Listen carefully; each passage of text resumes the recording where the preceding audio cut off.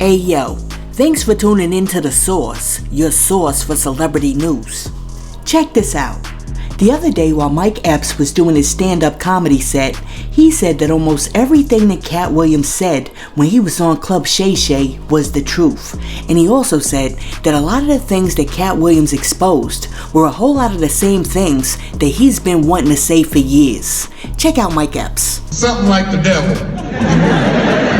You don't want to be him though. Stop filming the show, bitch. At least hide the camera, goddamn. We got a film projector right here like that.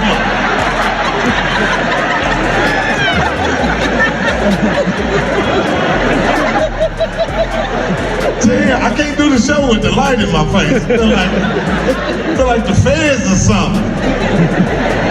You paid too much for your tickets to film me. You gotta be sitting back there with them poor niggas with their camera on back there. They back there like, fuck you, Mike Epps. I bet I'll never come to none of your motherfucking shows again. This nigga Katt Williams just fucked the game up.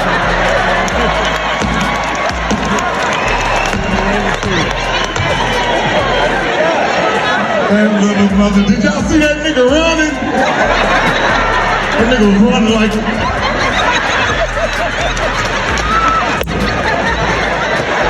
That nigga said he ran a 4-4. No shirt on, nigga's hair was flying back.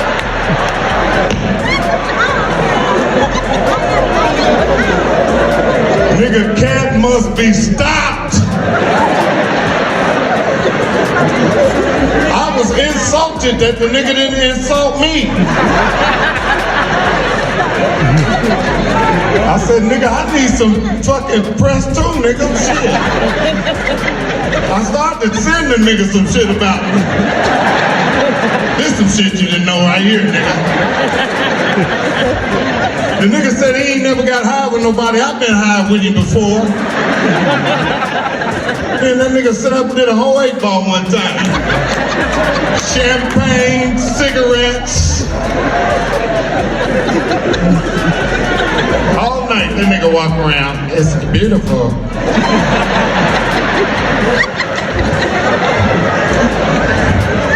This a jacket that nigga will wear right here.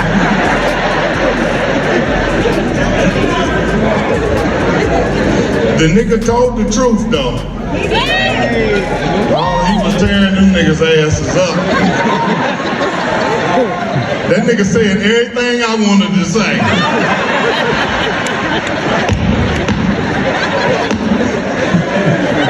Oh God, he tore the niggas' ass up. That nigga said Cedric looking like a walrus with his hands on top of his belly.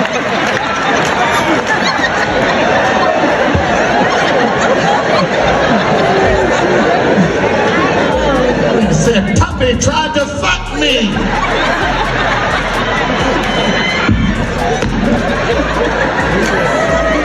Puppy tried to fuck Katt.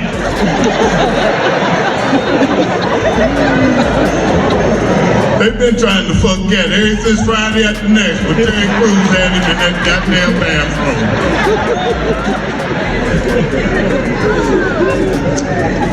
Oh, he told them niggas' asses up. But he told the truth about a lot of them niggas, I ain't lying. He told their ass up. I don't know how it's gonna work out for him later. But somebody gonna hit that nigga in the head and he don't know who gonna hit him. I called Kevin and I called him. Cedric didn't answer the phone. And I ain't never had Steve Harvey's number. That motherfucker up the ass nigga. I tried to call that nigga.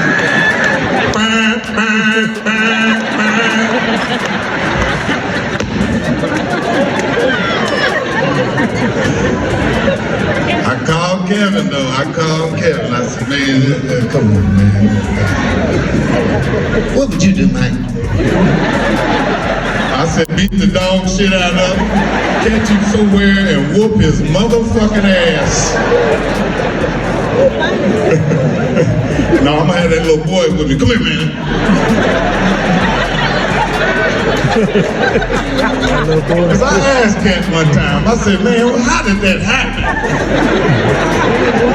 He said, I was up there talking to the kids. He said, that little nigga was strong. Talking to the little boy. All these women coming out on these dudes and shit, it's crazy, man. It's crazy, you know what I mean? And, you know, the women ain't came out on me because they know I ain't got no money. Them bitches like, oh, he in Vegas this weekend, he ain't got no motherfucking money. We gonna wait till he get his money up first. Shut up. Project Power Ranger, but nobody asked that anyway. I can tell the way you talking, your hair ain't done.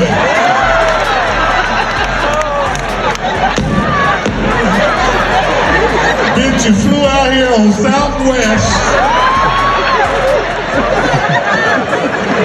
and you're sleeping in a room with 5 other hoes. And y'all on the strip cold with no clothes on.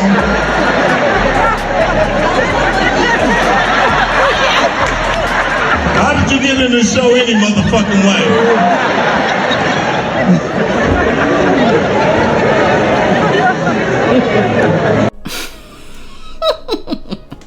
Yo, Mike Epps is mad foul because even though he's agreeing with Katt Williams and he's saying that a whole lot of the stuff that Katt Williams was saying about these other comedians is true, he didn't have to bring up that little boy.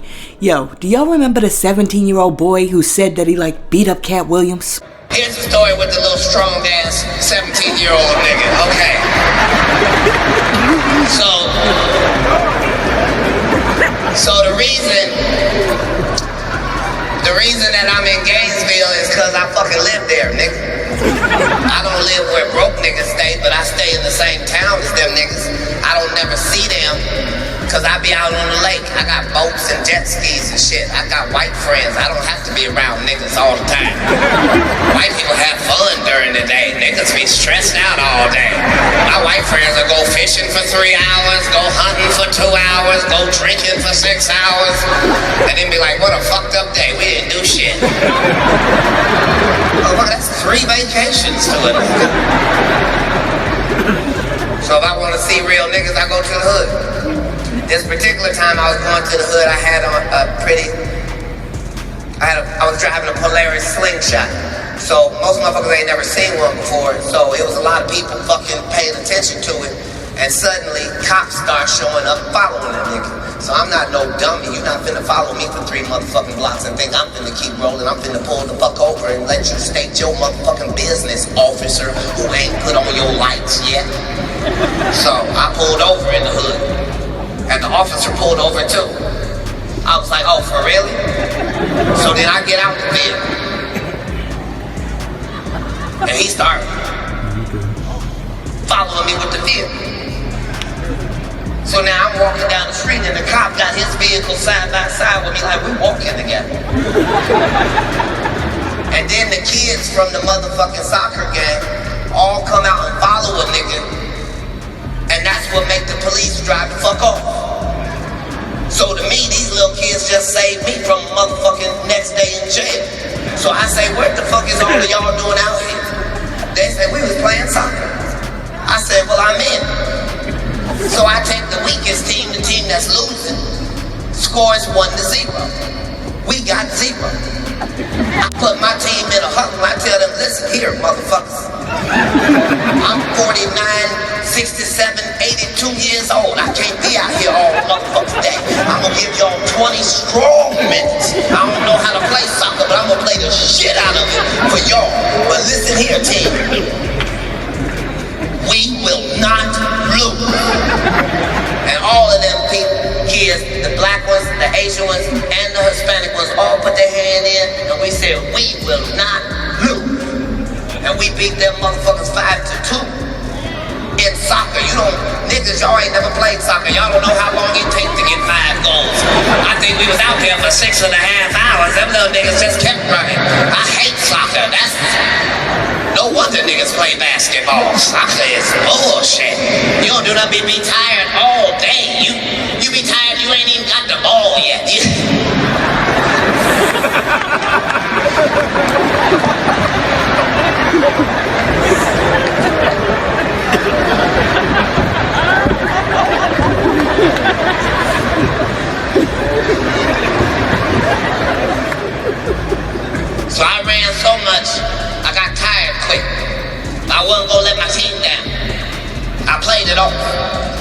I said, look, I done already scored 3 goals. Y'all do the rest of it, I got goalie. So now the leader of their team is this nigga who turns out later to be 27 in 3rd grade, but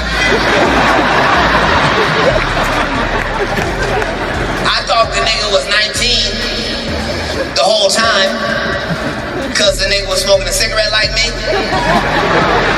Nigga was as tall as me, and me and him was the only people on the soccer course that was cussing. I was trying not to cuss because people was recording me. But he was saying fuck shit all game. I'm like, I like this little boy. He got heart. He talks shit about me all game. I don't give a fuck about that. I'm a real game player, motherfucker. You can talk shit to me as long as we don't lose, motherfucker. I got no problems. But then as the game is going on, I'm realizing this feels like a setup.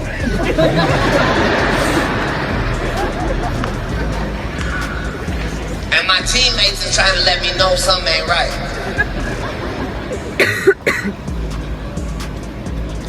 So, before the game's gonna be over, because if you watch the tape, the game never officially ends, I end it. He said some slick shit, and I said, hey, you know y'all can't win this game, so why would you say fuck me? And he said, well, what you gonna do about it? I said, listen, you know I'm in trouble with the motherfucking law.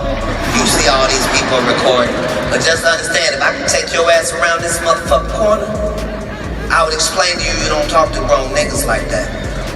So now when we go around this corner, I'm asking all the pertinent questions. Do you have a mother? Do you have a father? Where are they? All these people in the hood, nobody is coming. Not one person in your hood is gonna step in front and go, Katt, don't knock this baby out. I'm looking at all the faces and everybody looking at me like, knock that nigga out, Katt. That nigga is a menace to the community. So I said, okay, maybe I'm just being too strong, because why would a kid be trying to fuck with me? I said, maybe my posture is wrong, because I've been playing soccer, and maybe this nigga think I'm trying to stun on him in his hood. Let me change my motherfucking posture. So I go up against the wall like this, and when I go up against the wall, that nigga stand over me like this.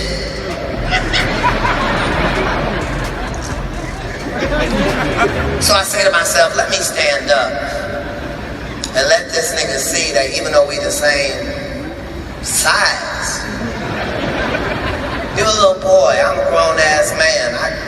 I can hit you with this broken fist and get blood. I just want you to have a bloody mouth so that you can have that lesson later, that's what happens when you say slick shit to grown-ass men, because maybe them niggas can't teach you that, but a nigga that can hit you is also a nigga that can pull out a gun and blow your motherfucking brains out. Why would you put yourself in that position just because you lost a soccer game? But clearly, you probably don't have no father to teach you that, so bam, you can get that lesson right there. But because I'm a real nigga, I'm only gonna give you that one punch and then you can do whatever you wanna do. Now, if you watch that video and really think that I was getting choked out by a strong teenager, then why don't you catch me when I'm out in public, Dolo, and put your little fragile ass arm around my neck, and why don't you choke me to sleep, nigga? I'm Semper Fi till I die, Marine Corps, bitch.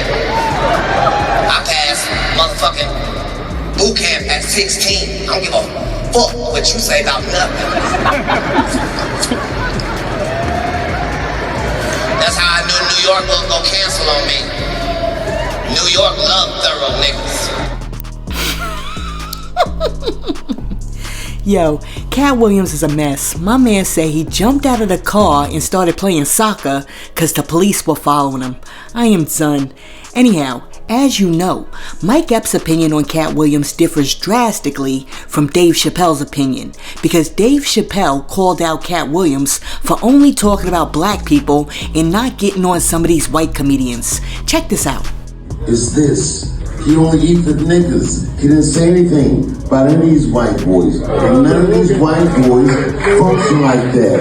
And Katt is one of the best painters in the game. So why are you drawing all ugly pictures of us? Stop. And Katt and hurt people, but I'm a hurt person that never hurt people. And he does it all the time. Fuck this one and fuck that one and fuck this one. But nigga, I didn't do anything that you did wrong. You didn't do nothing wrong. Katt didn't do nothing wrong. And Wreck TV. I'm gonna bring a picture of a black guy. Katt did this to me. Katt was talking about shit that niggas did to other niggas, but not about anything that niggas did to him. Alright, so Dave Chappell said, my problem with Katt Williams is this. He only ethered ninjas. He didn't say anything about any of these white boys, and none of these white boys function like that. And Katt is one of the best painters in the game. So why are you drawing all ugly pictures of us? Stop. So here's my question, and I'd really like to hear your thoughts on this. Is Dave Chappell right or wrong for calling out Katt Williams for not going in on any white comedians when he was on Club Shay Shay? And was Katt Williams wrong for going on Club Shay Shay and ethering a whole bunch of his fellow black comedians without being an equal opportunity disser and ethering his fellow white comedians too? And with that being said, is it always necessary for us as black people to always have to include white people in our conversations every time we're discussing something that has to do with the black community? In other words, was it necessary for Katt Williams to bring up white people when he was talking about what was going on between him, Kevin Hart, and Cedric the Entertainer? I mean, when Katt Williams was discussing the fact that both Cedric the Entertainer and Steve Harvey have both at one time or another stolen his jokes, was he supposed to stop and make sure that that conversation was desegregated by being like, but first, let me tell you about this ninja Bill Burr? Personally, I don't think so. Because for starters, Katt Williams' conversation was originally centered around what other comedians had said when they went on Club Shay Shay. And the reason why he called out Ricky Smiley, Cedric the Entertainer, Steve Harvey, and Kevin Hart is because he believed that they had shared some falsehoods when they came and did interviews on the platform. Outside of that, other comedians ended up taking some buckshot because their names came up in the natural progression of the conversation. So with regard to what Dave said about Katt Williams not discussing white people, it's like every time we discuss Cardi B, do we have to discuss Nicki Minaj? Every time we discuss Burger King, do we have to discuss McDonald's? Every time we discuss Lowe's, do we have to discuss Home Depot? So, with that being said, was Dave right? Was it wrong of Katt Williams to go on Club Shay Shay and discuss all the faux pas of his fellow black comedians while never mentioning the faux pas of his fellow white comedians? I don't know. Let me know in the comments. But that does bring me back to my original question, which is this. When black people engage in conversations on public forums like YouTube, TikTok, Instagram, and Twitter, do we always have to qualify, justify, or compare what we're saying and doing based on the context of the white gaze and what white people are saying and doing? Similar to the way that Marlon Wayans did when he was explaining why he doesn't have a problem rocking dresses. Check this out. I'm tired of the rhetoric of, oh, you sell out in Hollywood because you wore a dress. Negro, I wore a dress. It's called White Chicks. You know what we did? We did a classic. Only black people sit there and go, man, our brothers wearing dresses. Oh, so white people, when they wear dresses, when Robin Williams wears a dress in Mrs. Doubtfire, he's brilliant. When Tom Hanks wears a dress in Bosom Buddies, oh, he's brilliant, right? Mm-hmm. When Dustin Hoffman wears a dress in Tootsie, yes, he wins an Oscar. Mm-hmm. Black people, as soon as we put on a dress, we start tearing each other down. This is art and this is comedy. You think I'm gonna tear down Flip Wilson? You think I'm gonna tear down Tyler Perry? I'm not gonna tear down any of these brothers. It's comedy, and we should embrace our comedy, all of it. We shouldn't have one type of humor. We should embrace all of our humor, every shade of black. Listen, I think that Marlon Wayans needs to realize that he's comparing apples to oranges. When Dustin Hoffman, Tom Hanks, and Robin Williams put on dresses, their roles are balanced out by over a century of Hollywood creating feature films and TV shows that depict the images of strong masculine white men, from James Dean and Marlon Brando till Sylvester Stallone and Arnold Schwarzenegger in pants. However, we don't have that same cinematic history, because from The Birth of a Nation until Bill Cosby in the 1980s, Hollywood often depicted black men as coon, step-and-fetchits, drug dealers, criminals, and pimps. So, we have to be very careful about how we represent ourselves on film, because for every one white man who's out there wearing a dress, there are thousands of white stars like Tom Cruise, Brad Pitt, and Harrison Ford who don't. But for every black man who's running around Hollywood wearing a dress, there are only about 10 or 20 black Hollywood stars who don't or won't. So our kids are seeing something very different than their white counterparts, and we don't have the same contrast. So what I'm saying is that representation and ratios matter. So we can't just be doing things just because white people are doing them things. For example, if we start doing that, then we gonna be outside doing stuff like this. 3 more pounds of hot dogs. Here, you eat that. All right, you ready? Wait, let's sit down. Wait. Okay. Wait. Oh my God, here. Take them. You like my new hat? I just got that in the mail today. It's crocheted. Raccoon hat. Here! Oh my God, they're ripping my coat and everything. Here. Talk about overwhelmed with raccoons. Yeah.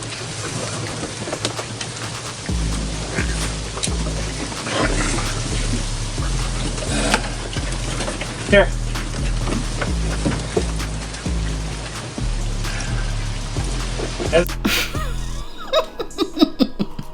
I swear, you gotta love it.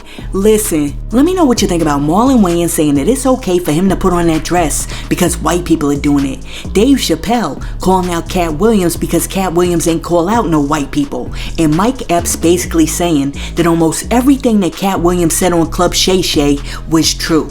Let me know what you think about that in the comments. And while you're down there leaving a comment, be sure to like and subscribe to the channel and share this video with your friends. Hey yo, thanks for tuning in to Celeb Source, your source for celebrity news. Be sure to like and subscribe to the channel. Peace.